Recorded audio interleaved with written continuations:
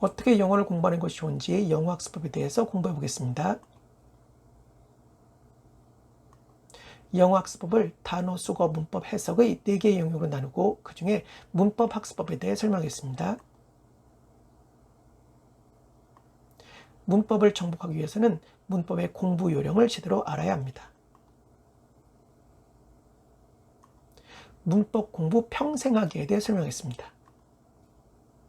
첫 번째 질문은 기억이 영원하지 않으니까 문법 공부도 평생 해야 하나요?입니다. 대답은 항상 문법을 적용하면서 해석하면 문법 공부를 별도로 할 필요가 없습니다.입니다. 영어 원어민 중에 문법을 공부하는 원어민이 있을까요? 우리는 한국어를 잊지 않기 위해 가끔씩 문법 공부를 하나요? 영어가 됐던 한국어가 됐던 거의 모든 원어민은 문법 공부를 하지 않습니다. 문법을 공부할 필요도 없습니다. 왜냐하면 원어민들은 언어를 사용할 때 자신도 모르게 항상 문법을 적용하기 때문입니다. 영어를 배우는 학생들도 원어민처럼 될 수 있습니다. 영어 공부를 하고 영어 문장을 해석할 때 항상 문법들을 적용하면서 정확하게 해석하세요. 그것이 습관이 되고 당연한 것이 되면 원어민처럼 평생 다시 영법을 공부하지 않아도 영어 문법이 영원히 기억 속에 남아있게 됩니다. 두 번째 질문은 문법을 적용하면서 해석하는 것은 연습이 필요한가요?입니다. 대답은 네, 해석을 제대로 하기 위해서는 꾸준한 연습이 필요합니다.입니다. 문법을 적용하기 위해 가장 먼저 해야 할 것은 정확한 해석입니다. 정확하게 해석하다 보면 뭔가 해석이 안 되는 곳이 있습니다. 그곳이 바로 문법을 적용해야 할 곳입니다. 문법 적용이 필요한 것을 찾지 못하면 아무리 문법을 많이 알아도 소용이 없지 않을까요? 따라서 문법 공부보다 더 중요한 것은 정확한 해석입니다. 해석을 통해 문법이 필요한 곳을 찾게 되면 그때부터는 무슨 문법을 적용해야 할지 생각해야 합니다. 그 후에 적용할 문법을 발견하게 되면 그 문법에 맞춰 정확하게 해석을 하면 됩니다. 그러면 그 정확한 해석을 통해 다음 구절에 적용할 문법도 찾을 수 있게 되는 선순환이 이루어지는 것입니다.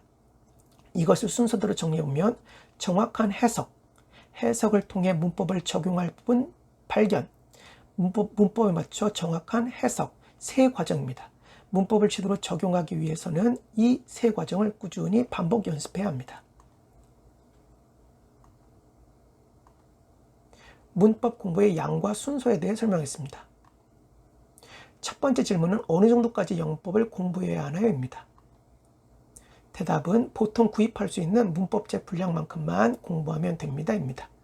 영어는 좋든 싫든 간에 전 세계 사람들이 사용하는 공용어입니다. 따라서 가르치는 사람과 배우는 사람이 많습니다. 그 결과 영어만큼 문법이 잘 정리되어 있는 언어는 없습니다. 어느 정도로 잘 정리되어 있냐고 묻는다면 워낙 잘 정리되어 있어서 어느 정도 두께가 있는 한 권의 책에 거의 모두 담을 수 있을 정도입니다. 물론 더 깊은 수준의 문법도 있지만 문법책 한 권만 제대로 공부하면 영문법을 거의 정복했다고 볼 수도 있습니다. 따라서 영문법을 정복하지 못할 괴물처럼 생각하지 않기를 바랍니다. 두 번째 질문은 문법 공부 순서를 다시 한번 정리해 주세요입니다. 대답은 한 권의 책 고르기, 우선순위 문법 먼저 공부하기, 해석할 때 적용하는 연습하기, 우선순위를 정복하고 나면 나머지 문법 공부하기입니다.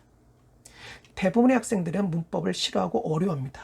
그렇기 때문에 더 차근차근 공부해야 합니다. 우선순위 영법을 먼저 공부하게 되면 문법의 양이 많지 않아 쉽게 정복할 수 있습니다. 그것을 바탕으로 해석할 때 문법을 적용하는 연습을 하고 어느 정도 영어 실력이 쌓인 것 같으면 그 후에 나머지 문법을 공부하면 됩니다. 기본적인 우선순위 영법도 제대로 적용하지 못하는데 다른 문법을 공부하는 것은 무의미합니다. 문법을 한꺼번에 몽땅 공부하지 마세요. 질려서 금방 포기하게 됩니다. 지금까지 문법 공부의 요령에 대해 들으셔서 감사합니다.